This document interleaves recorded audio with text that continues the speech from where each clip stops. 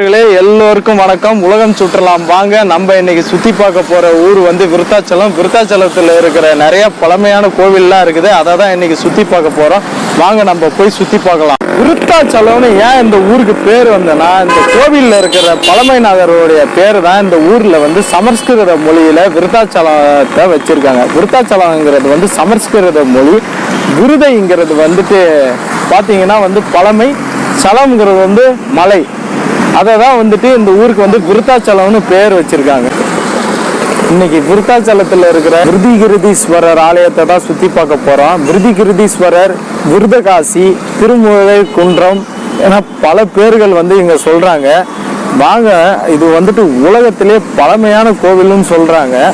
ஏன்னா வந்துட்டு உலகம் வந்துட்டு அழியும் போது இந்த இடம் மட்டும் அழியலை. அப்போ வந்து இந்த இடம் வந்து மலையா இருந்ததா, சிவன் வந்து இங்க வந்து குடியிருந்ததா வந்து வரலாறுலாம் சொல்றாங்க. கோவிலோட சிறப்பு என்னன்னா எல்லாமே 5. நீங்களே பார்க்கும்போதே தெரியும். கோபுரம் 5, கொடிமரம் 5, 5 நந்திகள், 5 விநாயகர்கள், 5 தேர்கள், எல்லாமே 5. கிட்டத்தட்ட இந்த கோவில் வந்து மாசி மகம் போது பிரபலமா வந்து திருவிழா நடக்கும், தேர் ஓட்டம் நடக்கும். அந்த சமயத்துல இங்க வந்தீங்கன்னா மிகவும் சூப்பரா இருக்கும். வாங்க நம்ம இப்போ கோவிலை போய் சுத்தி பார்க்கலாம்.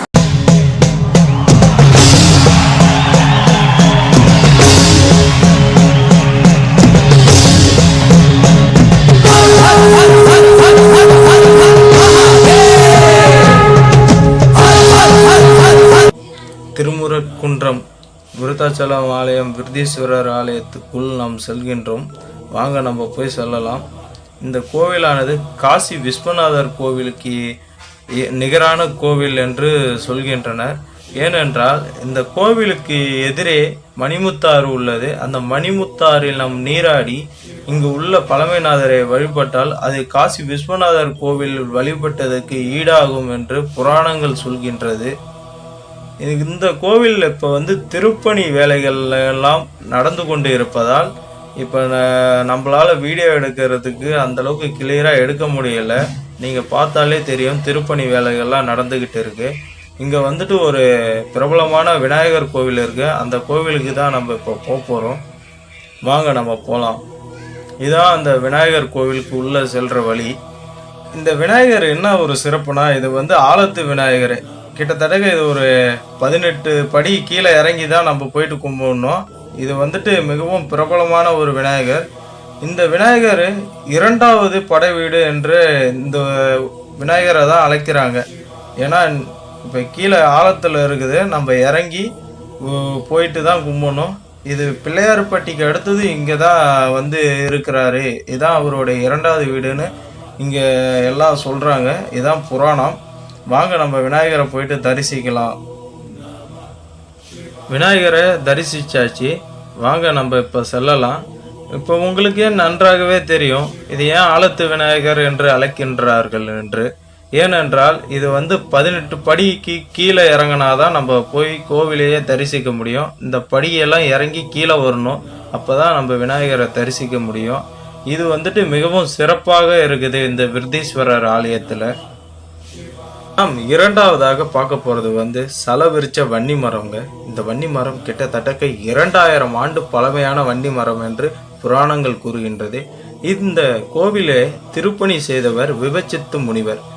இவர் வந்து திருப்பணி செய்யும் போது இந்த வன்னி மரத்தின் இலையை தான் இதில் வேலை செய்தவர்களுக்கு உருவி தந்துள்ளார். அவரவர் வேலை செய்ததற்கு ஏற்ப வன்னி மரத்தின் இலையானது பொற்காசுகளாக மாறியுள்ளது என்பதே வரலாறு சொல்கின்றது. இந்த கோவிலில் வந்து கோபுரம் 5, மண்டபங்கள் 5, தீர்த்தங்கள் 5.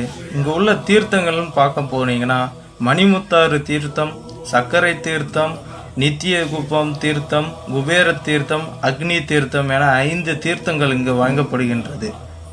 இக்கோவிலில் 5 கடவுள்கள் உண்டு. சிவன், சக்தி, விநாயகர், முருகன், சண்டிகேஸ்வரர் என 5 கடவுள்கள் உண்டு. இந்த கோவில் வந்து 5 கோபுரங்கள் உண்டு. எல்லாமே நான் முன்னே சொல்லியிருக்கேன். இங்கே வந்துட்டு பார்த்தீங்கன்னா இப்போ உங்களுக்கு தெரியும் 5 சிவலிங்கங்கள்.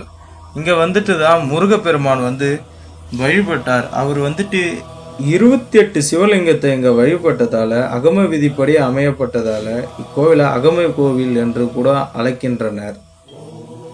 இக்கோவிலில் மற்றும் ஒரு சிறப்பு உண்டு. இத்திருத்தலத்தில் பிறப்பவர்கள், வாழ்பவர்கள், இறைவனை வழிபடுபவர்கள், இறப்பவர்கள் ஏதேனும் ஒன்று நடந்தால் முத்தி கிட்டும் என்று புராணங்கள் கூறுகின்றன. அந்த அளவிற்கு மிகவும் சிறப்பான ஒரு தலமாக இருக்கின்றது. இக்கோவிலில் மற்றும் ஒரு சிறப்பு என்னவென்றால், இக்கோவிலுக்கு எதிரே உள்ள மணிமுத்தாறில் இறந்தவர்களுடைய அஸ்தியினை கரைக்கும் போது அது கல்லாக ஆகிவிடும் என்று புராணங்கள் கூறுகின்றன. இத்திருக்கோவிலுக்கு அருகாமையில் உள்ள கோவில்கள் என்று பார்க்கும்போது குளஞ்சையப்பர் கோவில் வெறும் 2 கிலோமீட்டர் தொலைவிலே உள்ளது. அதுக்கு அடுத்தபடியாக பார்க்கும்போது ஸ்ரீமுஷ்ணம் பூவரக சுவாமி கோவில், அது 20 கிலோமீட்டர் தொலைவில் உள்ளது. அதுக்கு அடுத்தபடியாக பார்க்கும்போது 15 கிலோமீட்டர் தொலைவில் உள்ள முகாசப்பர்வூர் கோரக்க சித்தரோடைய ஜீவ சமாதி இங்கு தான் இருக்குது. இது இப்பகுதி மக்களுக்கே நிறைய பேர்த்துக்கு தெரியாது. அதுக்கு அடுத்தபடியாக பார்க்கும்போது வடலூர் வள்ளலார் மண்டபம் 27 கிலோமீட்டர் தொலைவில் உள்ளது. காட்டுப்பருவூர் ஆதிகேசவ பெருமாள் கோவில் 22 கிலோமீட்டர் தொலைவில் உள்ளது.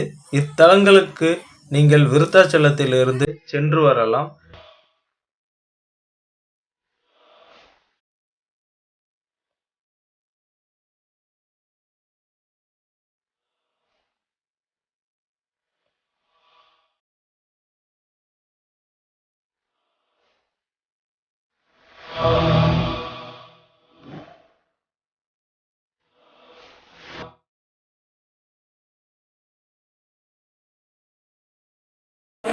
நண்பர்களே, இப்போது விருத்தாச்சலம் விருத்தீஸ்வரர் ஆலயத்தை சுற்றி பார்த்தாச்சு. இப்போ கோவில் திருப்பணி நடக்கிறதால நம்மளால் வந்துட்டு அந்த அளவுக்கு சுற்றி பார்க்க முடியல.